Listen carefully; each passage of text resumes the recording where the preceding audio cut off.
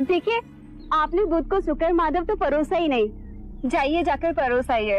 अरे हाँ, ये तो मैं भूल ही गया। जी। मैं अभी परोस के आता हूँ।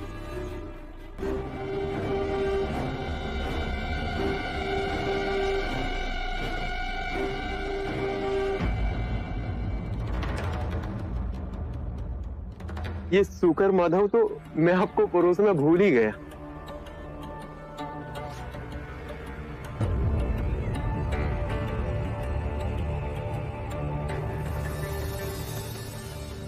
ये शुक्र माधव बड़े प्रयास से मैंने चंदन के वृक्ष से तोड़ा है, बड़े प्रेम से मैंने आपके लिए बनवाया है। कृपया इसे ले लीजिए।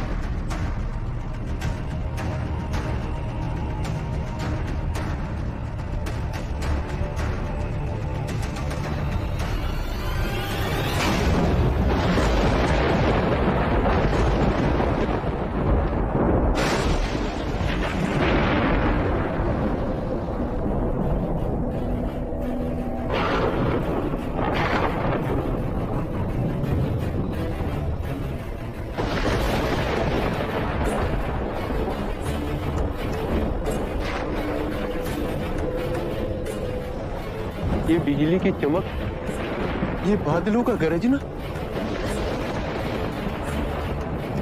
ये वर्षा ऋतु का समय भी नहीं। चंद,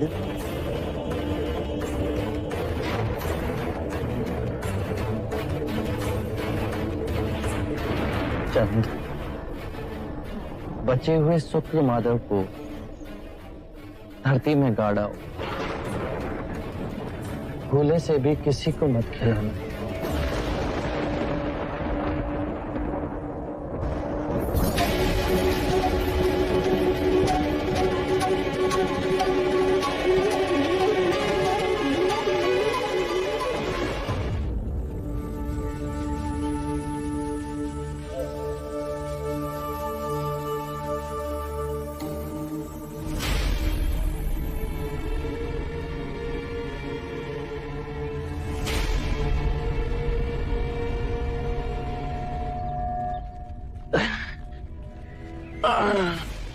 बुध, क्या हुआ बुध?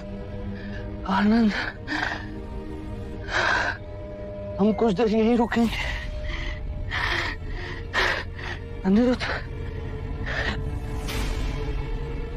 तुम बाकी भिक्षुओं को लेकर कुशागार की ओर जाओ, हिरण्य नदी के समीप।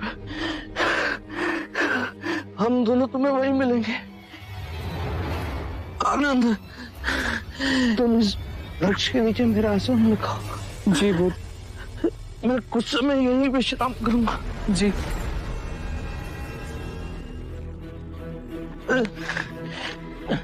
आइए बुध।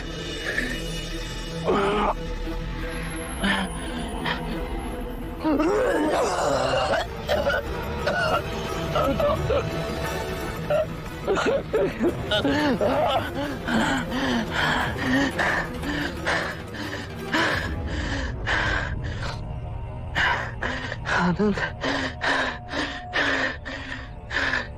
बहुत प्यास लगी, जल्दी जाकर मेरे लिए चल ले आओ।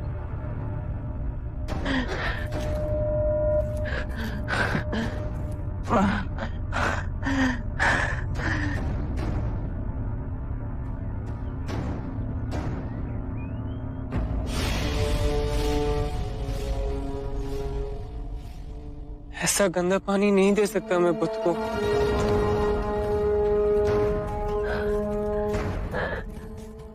बुध, आनंद, जल लाए, मुझे बहुत प्यास लगी। बुध, वहाँ का जल बहुत गंदा है, आपके पीने योग्य नहीं है। कलकत्ता तक रुकिए, वहाँ का जल मीठा और निर्मल है। वहाँ जाते ही मैं आपके जल पीने का और स्नान करने का प्रबंध कर दूंगा। आनंद, इस भिक्षा पात्र में जल लाओ, जल स्वच्छ है, जल्दी जाओ। जी बुध।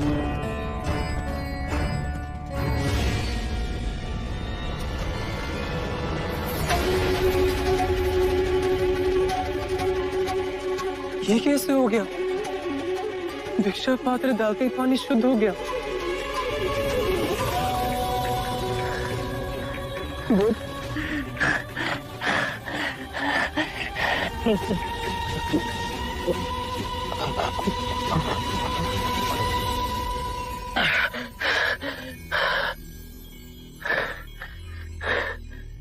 बुध, मैं पहले गया तो ताल पूरा गंदा था। जब आपने दोबारा भेजा तो भिक्षा पात्र डालते ही पानी शुद्ध हो गया। ये अनोखी बात कैसे हुई? मेरी बात ध्यान से सुनो आनंद। हमारा सांसारिक शिष्य चंद, जिसके घर हमने भोजन किया था, वो मेरा अंतिम भोजन है। लोग उस पर लांछन लगाएंगे, कहेंगे वो भोजन अयोग्य था। पर तुम उनसे कहना कि मुझे जीवन में दो ही भोज अविस्मरणीय और रुचिकर लगे। प्रथम भोज जो मैंने परम सत्य पाने से पूर्व ग्रहण किया, और दूसरा जो महापरिनिर्वाण से पहले मैंने ग्रहण किया। चांद को व्यथा नहीं हो, उसे प्रसन्नता हो कि उन दो भोजन में से एक भोजन उसने मेरे लिए परोसा था।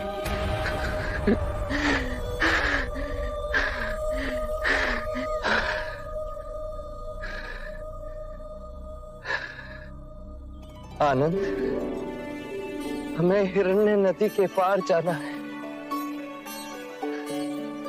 कुशागार के समीप।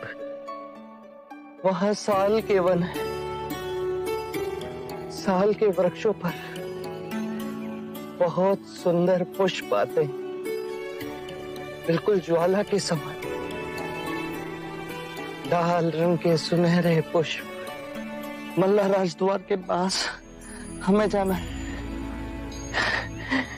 जल्दी चलो आनंद। जी बुध। हमें देर हो रही है।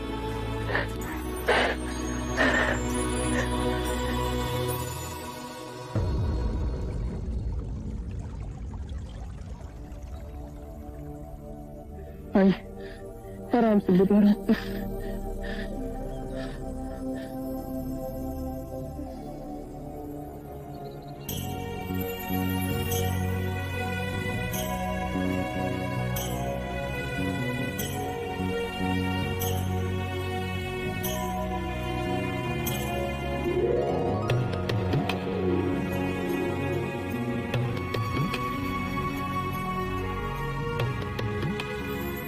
आनंद, इन दोनों वृक्षों के नीचे मेरा बिछोना बिछा दो। मैं यही विश्राम करूंगा। जी बुध। अनिरुद्ध,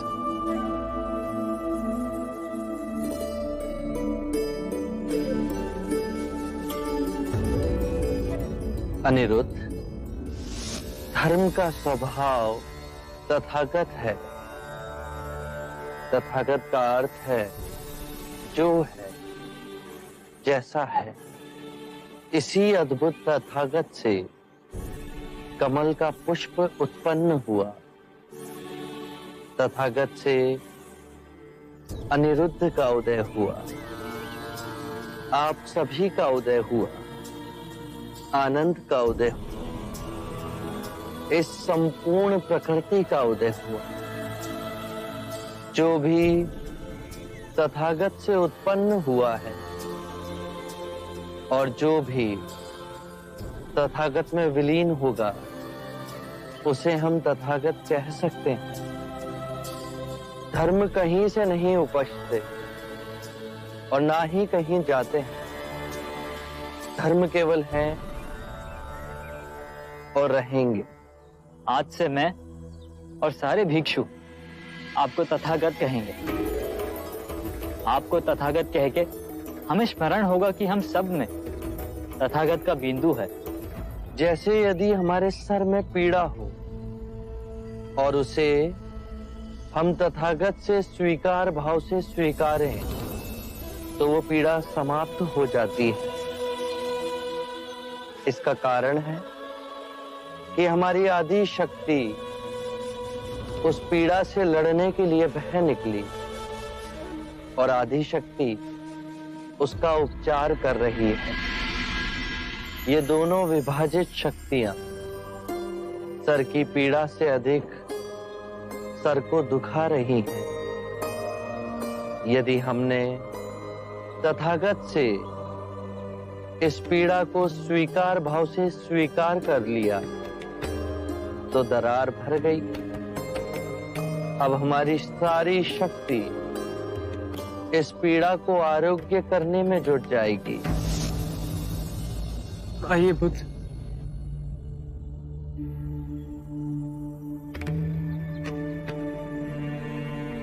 बुद्ध अपने जीवन में अदृश्य सत्य को भी अपने में यथार्थ कर हम दीन आत्माओं को दिखाया है। आप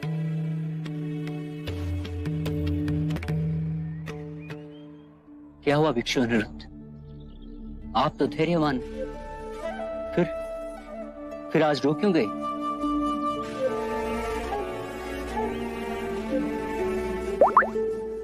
प्रिय भिक्षु, मुझे आज आभास हुआ है कि बुद्ध आज रात्रि ही निर्वाण को प्राप्त होंगे।